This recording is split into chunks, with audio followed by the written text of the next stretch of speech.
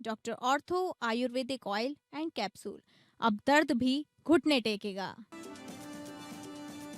टनकपुर में स्वास्थ्य सेवाओं को मिली नई रफ्तार। सीएम धामी ने एसीएलएस एम्बुलेंस को दिखाई हरी झंडी।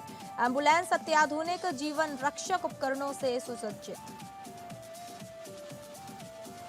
गदरपुर में भाजपा प्रदेश मंत्री गुंजन सुखीजा के जन्मदिन पार्टी पर सियासत गर्म। जन्मदिन समारोह में समर्थकों का बड़ा जमावड़ा कर अपनी राजनीतिक ताकत का किया प्रदर्शन। इशारों ही इशारों में गदरपुर सीट से भाजपा टिकट के लिए पेश की मजबूत दावेदार। बंगाली समाज को ओबीसी दर्जा देने की मांग पर तेज हुई सियासत। बंगाली नेता सुब्रत कुमार विश्वास का गदरपुर विधायक अरविंद पांडे पर बंगाली समाज को गुमराह करने का आरोप, ओबीसी से मुद्दा भटकाने का आरोप।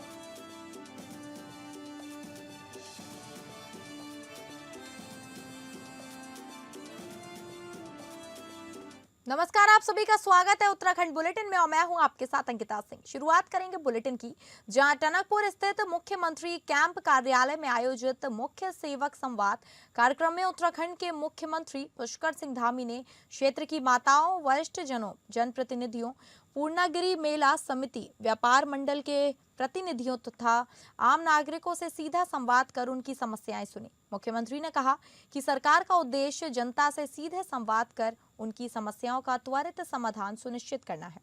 संवाद के दौरान मुख्यमंत्री ने स्थानीय नागरिकों से क्षेत्र के विकास, जन सुविधाओं के विस्तार तथा विभिन्न जन समस्याओं पर विस्तार से चर्चा की। उन्होंने अधिकारियों को निर्देश दिए कि प्राप्त शिकायतों, मांगों और सुझावों पर गंभीरता से कार्य करते हुए उनका शीघ्र और प्रभावी समाधान सुनिश्चित किया जाए, ताकि लोगों को समयबद्ध राहत मिल सके।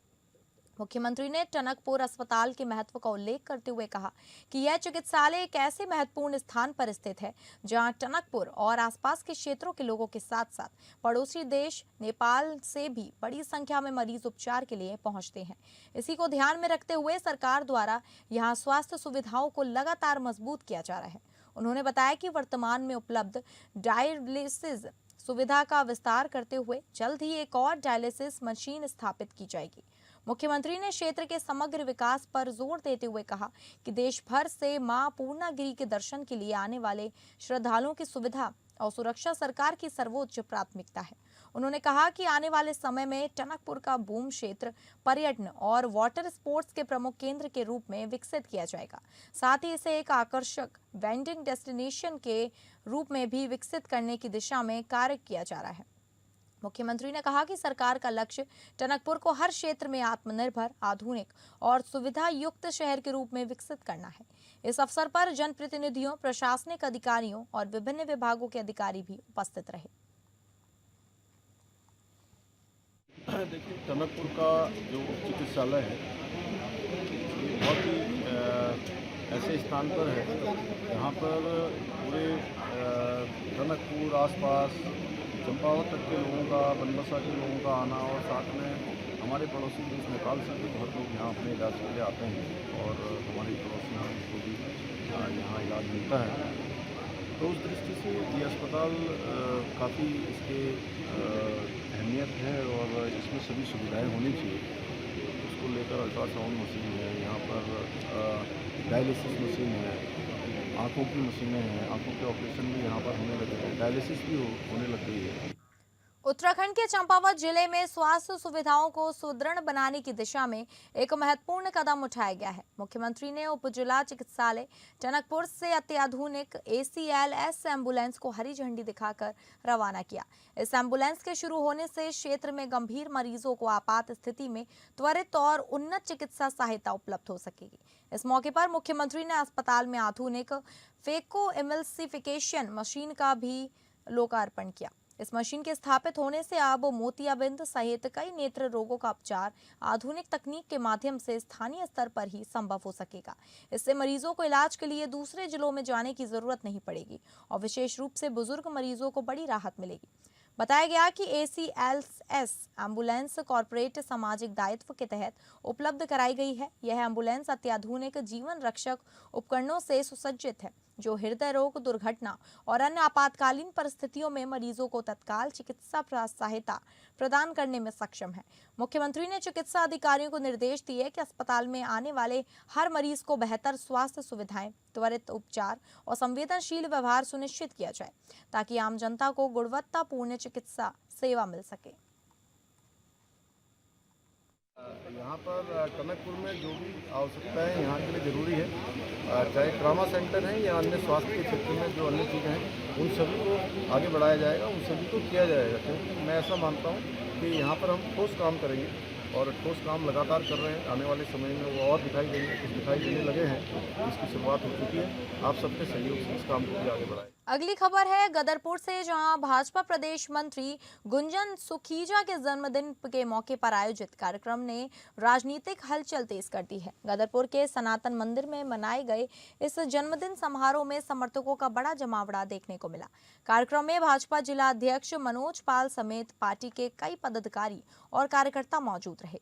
जन्मदिन समारोह के बहाने गुंजन सुखीजा ने अपनी राजनीतिक ताकत का प्रदर्शन भी किया। समर्थकों की भारी भीड़ देखते हुए यह कयास लगाए जा रहे हैं कि वे आने वाले 2027 विधानसभा चुनाव में गदरपुर सीट से भाजपा टिकट को मजबूत दावेदार हो सकते हैं। कार्यक्रम के दौरान जिला अध्यक्ष मनोज पाल ने भी इशारों में गुंजन सुखीजा की दावेदारी को लेकर सकारात्मक संकेत दिए। वहीं गदरपुर विधानसभा की बात करें तो यहां से अरविंद पांडे लगातार 3 बार विधायक रह चुके हैं और क्षेत्र में उनकी मजबूत पकड़ मानी जाती है। ऐसे में अब गदरपुर की राजनीति में अरविंद पांडे बनाम गुंजन सुखीजा को संभावित सियासी जंग को लेकर चर्चाएं तेज हो गई हैं। अब देखना दिलचस्प होगा कि 2027 के विधानसभा चुनाव में भाजपा किस पर भरोसा जताती है और क्या गुंजन सुखीजा गदरपुर सीट से टिकट हासिल कर पाते हैं या फिर अरविंद पांडे का दबदबा कायम रहता है। लेवल पे जो बूथ अध्यक्ष है उसका भी अधिकार है चुनाव लड़ने का, टिकट मांगने का, सबका अधिकार है। किसी को मिल जाए अच्छी बात है, कोई जो भी थोड़ी टिकट हमको मिले, किसी को मिल जाए, विधायक बने लोग, सांसद बने, बहुत अच्छी बात है। आगे बलिदानी लोग हैं, हमारे मुख्यमंत्री जी के करीबी लोग हैं, तो अच्छी बात है, आगे बढ़ना चाहिए। चंपावत जनपद में घरेलू गैस सिलेंडरों की आपूर्ति को व्यवस्थित और सुचारू रूप से लिए जिला प्रशासन ने अहम निर्णय लिया है। अब उपभोक्ताओं को गैस सिलेंडर लेने के लिए एजेंसियों के चक्कर नहीं लगाने पड़ेंगे, बल्कि डिलीवरी पॉइंट और डोर टू डोर व्यवस्था के माध्यम से सिलेंडर सीधे घर तक पहुंच जाएंगे। जिलाधिकारी मनीष कुमार ने बताया कि वर्तमान में गैस बुकिंग से जुड़ी ऑनलाइन प्रक्रिया, डीएसपी और ओटीपी सत्यापन के दौरान बड़ी संख्या में फोन कॉल आने से कई उपभोक्ताओं को एजेंसियों तक जाना पड़ रहा है। इससे एजेंसी परिसरों में भीड़ बढ़ने के साथ साथ कानून व्यवस्था और समय पर आपूर्ति प्रभावित होने की स्थिति बन जाती है। इसी को देखते हुए प्रशासन ने जनपद की सभी गैस एजेंसियों को निर्देश दिए हैं कि घरेलू गैस सिलेंडरों का वितरण केवल निर्धारित डिलीवरी पॉइंट्स और डोर टू डोर प्रणाली के माध्यम से ही किया जाए, ताकि उपभोक्ताओं को घर पर ही सुरक्षित और आसानी से गैस उपलब्ध हो सके। प्रशासन ने यह भी स्पष्ट किया कि जिन उपभोक्ताओं के गैस बुकिंग फोन, एसएमएस या मोबाइल ऐप से नहीं हो पा रहा है, वे केवल बुकिंग कराने के लिए एजेंसी जा सकते हैं। बुकिंग के बाद गैस एजेंसियां नियमानुसार उपभोक्ताओं के घर तक सिलेंडर की आपूर्ति सुनिश्चित करेंगी। इसके साथ ही उपभोक्ताओं को अपना खाली सिलेंडर लेकर एजेंसी या गोदाम जाने की आवश्यकता नहीं होगी। गैस वितरण पूरी तरह डिलीवरी पॉइंट और घर घर आपूर्ति व्यवस्था से किया जाएगा। इस संबंध में सभी उप जिलाधिकारियों और संबंधित अधिकारियों को गैस एजेंसियों व गोदामों का नियमित निरीक्षण करने और आमजन को नई व्यवस्था के प्रति जागरूक करने के निर्देश दिए गए हैं। जिला प्रशासन ने लोगों से अपील की है कि वे गैस एजेंसियों में अनावश्यक भीड़ न लगाएं और नई डिलीवरी व्यवस्था का लाभ उठाकर गैस आपूर्ति प्रणाली को सुचारू बनाए रखने में सहयोग करें। नमस्कार, आप सभी को जिलाधिकारी चंपावत मनीष का सादर प्रणाम। आप सभी को अवगत करना है कि जनपद में अभी आप सभी देख रहे होंगे घरेलू गैस को लेकर कई सारी भ्रांतियां हैं। आप सभी को पुनः अवगत करना है कि जनपद में घरेलू गैस जो डोमेस्टिक गैस है उसकी पर्याप्त सप्लाई है और ऑयल मार्केटिंग कंपनी द्वारा यहाँ पे पर्याप्त मात्रा में गैस की सप्लाई की जा रही है। पहले जो गाइडलाइंस थे उसमें ऑयल मार्केटिंग कंपनियों द्वारा ढील देते हुए अब मैनुअल मोड पर जैसा आप पहले पूर्ववत आप गैस लेते थे उसी प्रकार की प्रक्रिया पुनः जो है वो प्रारंभ की गई है, जब तक उनके वेबसाइट में कार्य चल रहा है। आप सभी से आग्रह है कि किसी भ्रांति पर ध्यान न दें। यहाँ से जो 2 नंबर्स जारी किए गए हैं जनपद प्रशासन से, आपको किसी प्रकार की कोई सूचना लेनी हो या अपनी जानकारी करनी हो तो आप उन नंबरों पे प्रयास कर सकते हैं, डीएसओ के नंबर पे प्रयास कर सकते हैं। प्रधानमंत्री किसान सम्मान निधि योजना की 22वीं किश्त जारी होने के अवसर पर जनपद चंपावत में विभिन्न स्थानों पर किसान उत्सव कार्यक्रम आयोजित किए गए। इस दौरान असम के गुवाहाटी स्थित ज्योति विष्णु अंतर्राष्ट्रीय कला केंद्र खानापारा से प्रधानमंत्री नरेंद्र मोदी के कार्यक्रम का लाइव प्रसारण किसानों और अधिकारियों ने उत्साहपूर्वक देखा। जनपद मुख्यालय स्थित जिला सभागार में आयोजित जनपद स्तरीय कार्यक्रम जिलाधिकारी मनीष कुमार की अध्यक्षता में संपन्न हुआ। जिलाधिकारी ने योजना की 22वीं किश्त मिलने पर किसानों को बधाई देते हुए कहा कि प्रधानमंत्री किसान सम्मान निधि योजना किसानों की आर्थिक स्थिति को मजबूत करने और कृषि क्षेत्र को सशक्त बनाने में अहम भूमिका निभा रही है। इस अवसर पर मुख्य कृषि अधिकारी चंपावत ने किसानों को योजना की विस्तृत जानकारी देते हुए वर्तमान में संचालित एग्रीस्टैक योजना के बारे में भी अवगत कराया। कार्यक्रम में कृषि सहित विभिन्न विभागों द्वारा किसान को सरकार की विभिन्न कल्याणकारी योजनाओं की जानकारी दी गई। कार्यक्रम के दौरान जनपद के प्रगतिशील कृषकों को सम्मानित किया गया। जनपद स्तरीय आयोजन में लगभग 450 प्रगतिशील लाभार्थी किसान शामिल हुए और उन्होंने कार्यक्रम में सक्रिय सहभागिता निभाई। इस मौके पर दर्जा राज्य मंत्री श्याम नारायण पांडे, ब्लॉक प्रमुख अंचला बोहरा, स्थानीय जनप्रतिनिधि, कृषि विभाग एवं अन्य विभागों के अधिकारी, कर्मचारी तथा बड़ी संख्या में किसान उपस्थित रहे।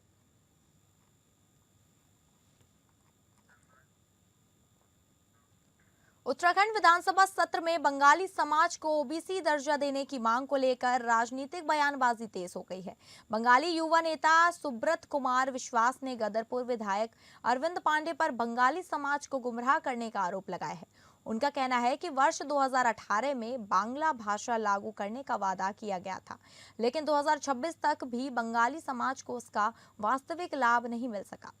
सुब्रत कुमार विश्वास ने कहा कि विधानसभा में समाज के मुद्दों को सही दिशा देने के बजाय उन्हें आंदोलन से पीछे करने का प्रयास किया जा रहा है।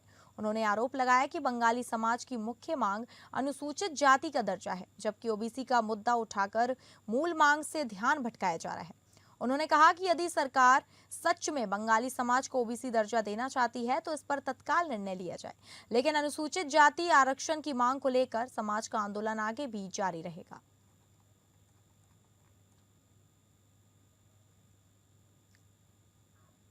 उत्तराखंड की ग्रीष्मकालीन राजधानी गैरसैंण में इन दिनों विधानसभा का बजट सत्र चल रहा है। इसी बीच प्रदेश की क्षेत्रीय पार्टी उत्तराखंड क्रांति दल भी राजनीतिक रूप से सक्रिय होती नजर आ रही है। कुमाऊं के बागेश्वर और कपकोट विधानसभा क्षेत्रों में पार्टी लगातार अपने संगठन का विस्तार करने में जुटी हुई है। बागेश्वर के एक स्थानीय होटल में आयोजित सभा के दौरान कपकोट विधानसभा के दुगनाकुरी क्षेत्र के कई युवाओं ने यूकेडी की सदस्यता ग्रहण की। इस मौके पर पार्टी पदाधिकारियों ने युवाओं का स्वागत करते हुए संगठन को मजबूत करने और आने वाले चुनाव के लिए तैयार रहने का आह्वान किया। सभा के बाद मीडिया से बातचीत करते हुए यूकेडी के जिला अध्यक्ष मनोज जोशी ने गैरसैंण में चल रहे विधानसभा के बजट सत्र पर सवाल उठाए। उन्होंने कहा कि यह बजट सत्र सिर्फ औपचारिकता निभाने के लिए आयोजित किया जा रहा है। उनका आरोप है कि प्रदेश के असली जन मुद्दों पर ना तो सरकार गंभीर है और ना ही विपक्ष। वहीं कैबिनेट मंत्री सतपाल महाराज द्वारा गैरसैंण को लेकर दिए गए बयान पर भी यूकेडी ने तीखी प्रतिक्रिया दी। मनोज जोशी ने कहा कि सतपाल महाराज का बयान उनकी मानसिकता को दर्शाता है और इससे साफ होता है कि सरकार गैरसैंण और पहाड़ के मुद्दों को लेकर कितनी संवेदनशील है। यूकेडी ने दावा किया कि आने वाले 2027 के विधानसभा चुनाव में पार्टी बागेश्वर और कपकोट सीटों पर मजबूती से चुनाव लड़ेगी। पार्टी का कहना है कि वह इन सीटों पर अपनी मजबूत उपस्थिति दर्ज कराते हुए मुकाबले को त्रिकोणीय बनाने की दिशा में काम कर रही है। प्रकार से आज सत्र गैरसैंण में चल रहा है वह बिल्कुल भी सही नहीं चल रहा है। जिस प्रकार से आज उत्तराखंड वासियों की, यहाँ के मूल निवासियों की और जिस अवधारणा से उत्तराखंड राज्य को बनाया था हमारे क्रांतिकारी साथियों ने उत्तराखंड क्रांति दल द्वारा और 42 शहादतें दी गई थी, आज गैरसैंण में उसी का बिल्कुल माहौल बनाया गया। हमारे जो शहीद साथी हैं और जिन्होंने अपनी कुर्बानियां दी है उनके सपनों का बिल्कुल उत्तराखंड बनानी है। जिस प्रकार से लगातार इनके बयान, इनके मंत्रियों के, विधायकों के लगातार बयान आ रहे हैं कि गैरसैंण में राजधानी, स्थायी राजधानी नहीं होनी चाहिए। उनके जो मंत्री हैं सतपाल महाराज, उनका वक्तव्य आया है कि ये गैरसैंण जो विधानसभा भवन है उसको वेडिंग डेस्टिनेशन या कॉरपोरेट डेस्टिनेशन बनाना चाहिए। मैं उनके इस बयान की बिल्कुल भर्त्सना करना चाहता हूं। क्या उत्तराखंड के जो मूल निवासी हैं वो केवल उनकी केवल एक ही मांग है, जो उनकी मूलभूत समस्या है उनका निराकरण। चंपावत जिले की राजनीति में उस समय हलचल मच गई जब भारतीय जनता पार्टी के पूर्व जिला अध्यक्ष दीप पाठक ने पार्टी से इस्तीफा दिया। आखिरकार 6 महीने बाद स्वीकार कर लिया गया। इस फैसले के बाद टनकपुर क्षेत्र की सियासत में नई राजनीतिक समीकरण बनने की चर्चाएं तेज हो गई हैं। बताया गया कि करीब 6 महीने पहले पंचायत चुनाव के दौरान संगठन में जमीनी कार्यकर्ताओं की अनदेखी और बाहरी लोगों को तरजीह देने का आरोप लगाते हुए दीप पाठक ने सोशल मीडिया के माध्यम से पार्टी से इस्तीफा दे दिया था। अब पार्टी द्वारा उनके इस्तीफे को स्वीकार किए जाने के बाद राजनीतिक गलियारों में हलचल बढ़ गई है। इस मामले की पुष्टि भाजपा के टनकपुर मंडल अध्यक्ष तुलसी कुंवर ने की है। उन्होंने बताया कि दीप पाठक द्वारा पूर्व में दिया गया इस्तीफा पार्टी ने औपचारिक रूप से स्वीकार कर लिया है।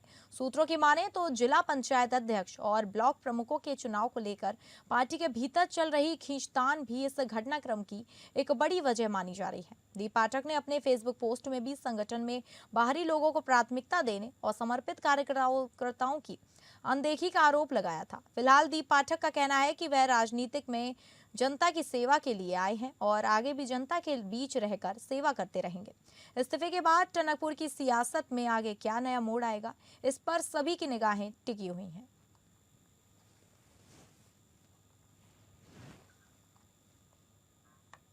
चारधाम यात्रा शुरू होने से पहले प्रशासन ने तैयारियां तेज कर दी हैं। टिहरी जिले में जिलाधिकारी नितिका खंडेलवाल ने शनिवार को अधिकारियों की टीम के साथ विभिन्न स्थानों का निरीक्षण कर यात्रा से जुड़ी व्यवस्थाओं का जायजा लिया और आवश्यक निर्देश दिए। जिलाधिकारी नितिका खंडेलवाल ने ब्रह्मपुत्री परिवहन चौकी, ब्रह्मपुरी मार्केट, नीरगढ़, तपोवन, खारा स्रोत, डाडवाला और ब्रह्मपुरी राफ्टिंग पॉइंट का निरीक्षण किया। इस दौरान उन्होंने अधिकारियों को निर्देश दिए कि यात्रा सीजन से पहले सभी व्यवस्थाएं दुरुस्त कर ली जाए ताकि श्रद्धालुओं और पर्यटकों को किसी भी तरह की परेशानी या सामना न करना पड़े। ब्रह्मपुरी राफ्टिंग पॉइंट पर डीएम ने राफ्टिंग और पर्यटन गतिविधियों में लाने वाले सभी वाहनों का पूरा डेटा तैयार करने और बुकिंग स्थलों को व्यवस्थित करने के निर्देश दिए ताकि यात्रा सीजन में जाम की स्थिति पैदा न हो। इसके साथ ही किराए पर चलने वाले 2 पहिया वाहनों की पार्किंग क्षमता की जाँच करने और अधिक वाहन पाए जाने पर नोटिस जारी करने के निर्देश दिए गए। निरीक्षण के दौरान इसके बाद जिलाधिकारी ने होटल एसोसिएशन के साथ बैठक कर कहा कि जिन होटलों की पार्किंग व्यवस्था कम है वे निजी या सरकारी पार्किंग की व्यवस्था करें और यात्रा के दौरान वाहनों को सड़कों पर खड़ा न होने दें। इसके साथ ही दुकानदारों को अतिक्रमण न बढ़ने की सख्त चेतावनी भी दी है। लोगों ने यहाँ पे चारधाम को लेके हमने भ्रमण किया, एसएसपी साहब और हमने और सारी पूरी टीम थी। यहाँ पे 2 मुख्य चीज़ें हुई। पहला तो जो हमारा एलपीजी गैस सिलेंडर्स को लेके जो अभी गाइडलाइंस आई हैं वो हमने सारे होटल एसोसिएशन के साथ मीटिंग कर ली और उनको बड़ी बता दिया गया कि कब तक डोमेस्टिक सप्लाईज प्रॉपर चलती रहेंगी और कब तक लगभग अभी कमर्शियल वादे चलेंगे और कमर्शियल में हम एजुकेशनल हॉस्पिटल्स को लेंगे। उन लोगों के सुझाव भी काफ़ी सारे लिए गए हैं और काफ़ी अच्छे सुझाव हॉस्पिटल एसोसिएशन ने दिए। साथ ही साथ चारधाम में जो हमारा ट्रैफिक का भी मैनेजमेंट रहेगा क्योंकि पार्किंग को लेके बहुत इश्यूज आते हैं और साथ ही साथ बहुत सारे जो हम देखते हैं कि बाइकर्स हैं या राफ्ट्स हैं या कुछ भी उनको लेके भी इशूज़ आते हैं और टैंकर्स भी चलते हैं तो उसको लेके होटल एसोसिएशन सजेशन भी लिए गए और उनको बताया भी क्या कि वो अपने टाइमिंग्स फिक्स रखेंगे।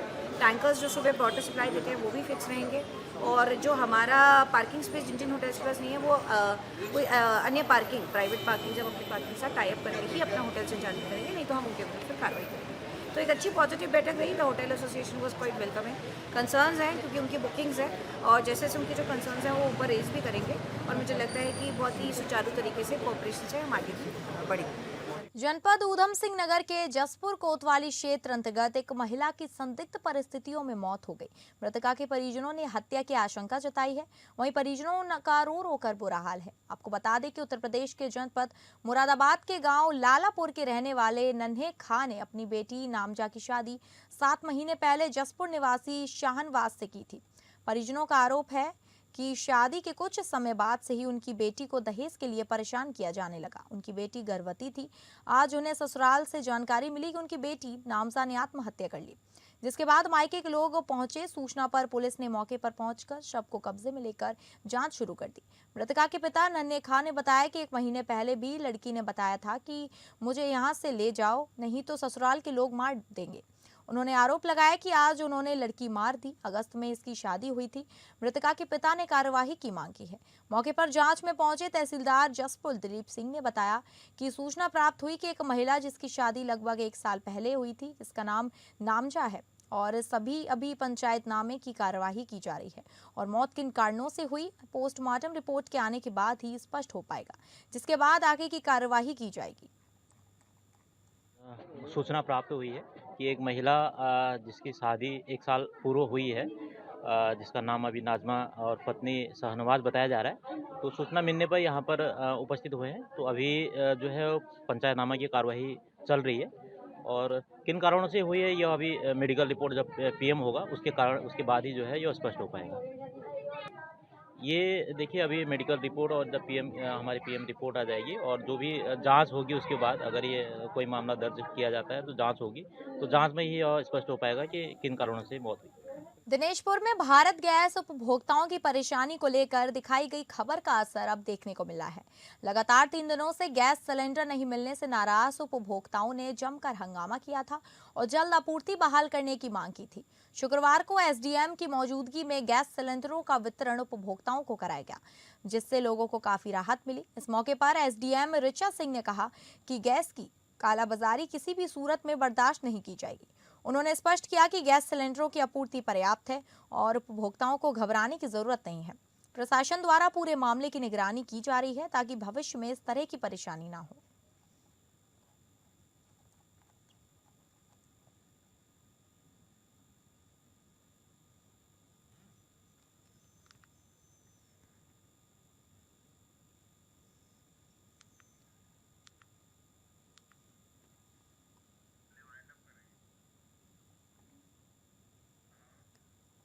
तो फिलहाल उत्तराखंड बुलेटिन में बस इतना ही। नमस्कार।